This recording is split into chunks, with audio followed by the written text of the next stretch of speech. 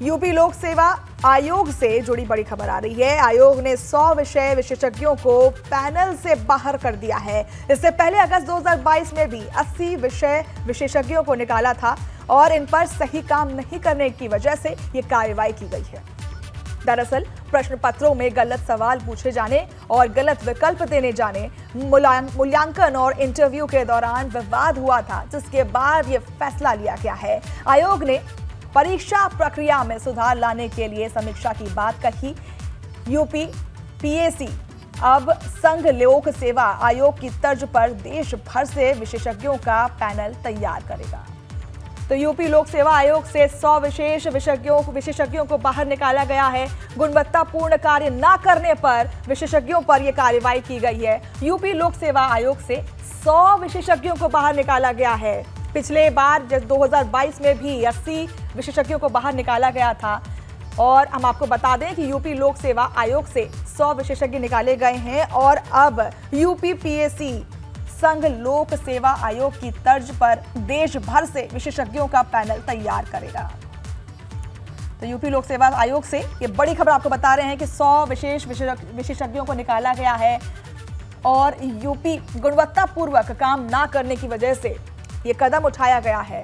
प्रश्न पत्र गलत और विकल्प गलत देने के ऊपर बवाल उठा था, जिसके बाद ये कार्रवाई की गई है।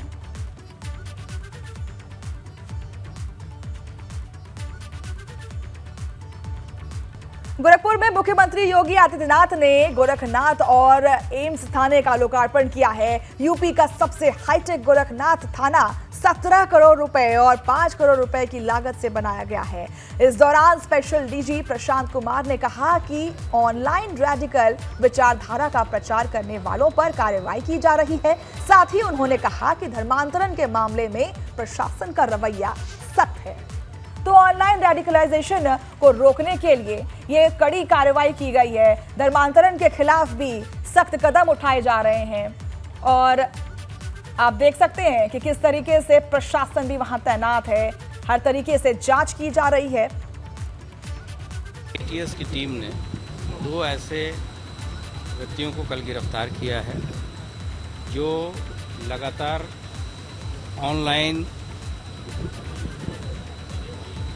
रेडिकल विचारधारा को प्रचारित प्रसारित कर रहे थे और वो खुद भी पूरी तरीके से रेडिकलाइज थे। उनके बाद से कुछ ऐसे डॉक्यूमेंट्स मिले हैं जिनके आधार पे उनकी गिरफ्तारी की गई है।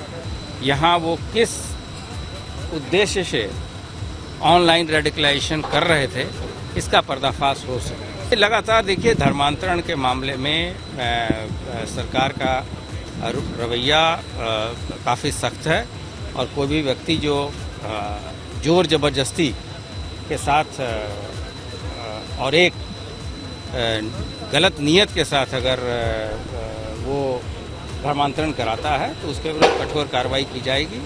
और इसी के तहत कल एसटीएफ ने 3 और व्यक्ति भी पकड़े हैं।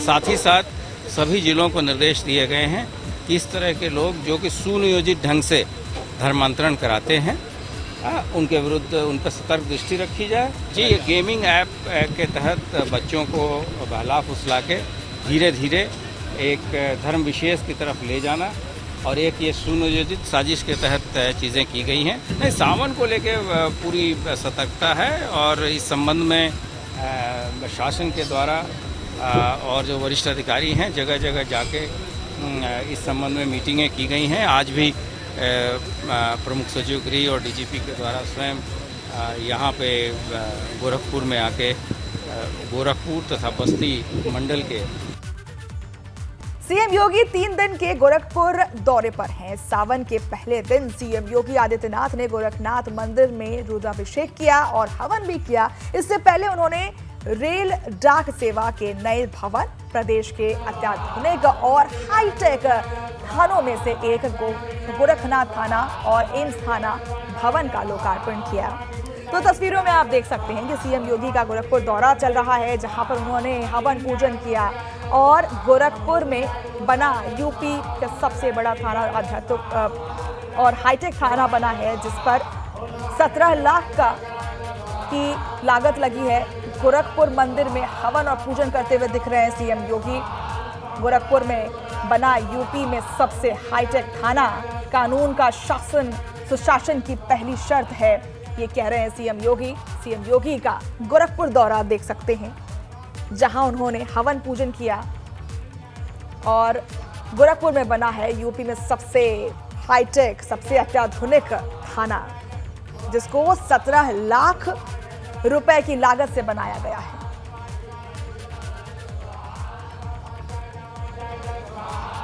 ये बड़ी खबर आ रही है, योगी का गोरखपुर दौरा जो है वो संपन्न होता दिख रहा है, जहां उन्होंने यज्ञ किया, पूजा किया, आराधना की और उसके बाद 2 थानों का लोकार्पण किया।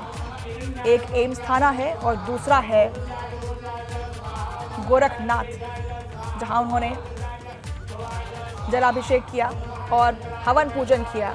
सीएम योगी का गोरखपुर दौरा, जिसमें से एक दौरे में एक काम था लोकार्पण का, जो संपन्न हुआ आज। गोरखपुर में बना यूपी में सबसे बड़ा और सबसे हाईटेक थाना।